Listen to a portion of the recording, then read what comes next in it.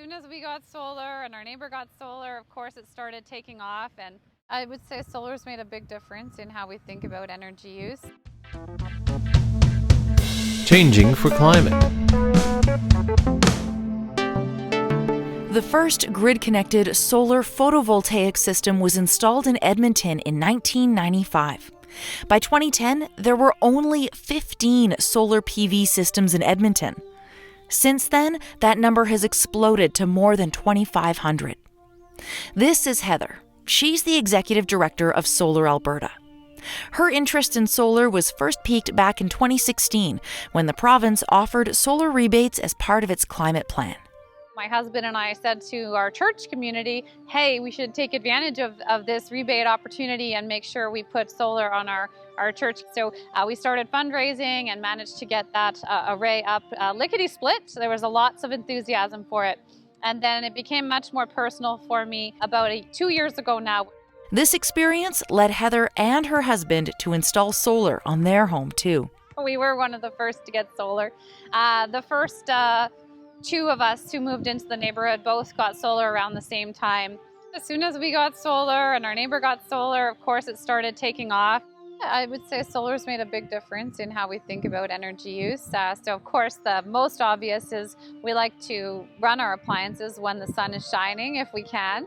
So we try to use energy as much during the day when our roof is producing energy for that consumption, that use. And so definitely running even charging our electric vehicle, we're very thoughtful to try and charge it during the day when we are producing the energy for it, as opposed to pulling from the electrical grid, which of course is not entirely renewables in Alberta. Solar is increasing in popularity, and it isn't just for homes. Installations are popping up across Edmonton at local pools, fire halls, businesses, institutions, and community leagues.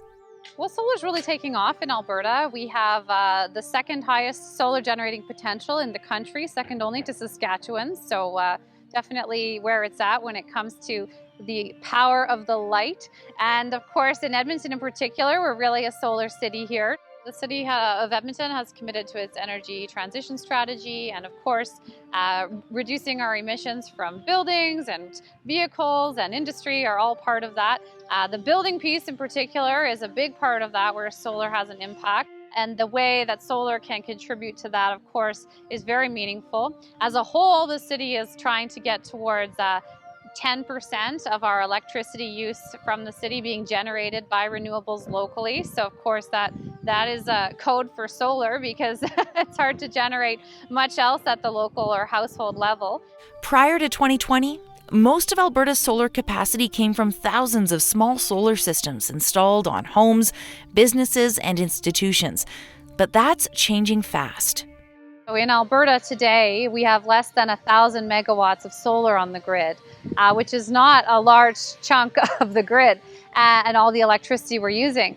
But in just 2, 3, 4 years' time, by 2025, we're actually going to have over 11,500 megawatts on the grid. So that's the growth we have coming at us here in Alberta. A big part of that, of course, is the solar farms we're hearing about in the news. But of course, individual homeowners are a part of it, and they are really what's going to shape the culture that feeds into this solar boom we're having. So even as one neighbor gets solar, the next one, it's a ripple effect. Heather is passionate about helping people generate clean energy, save money, and reduce emissions.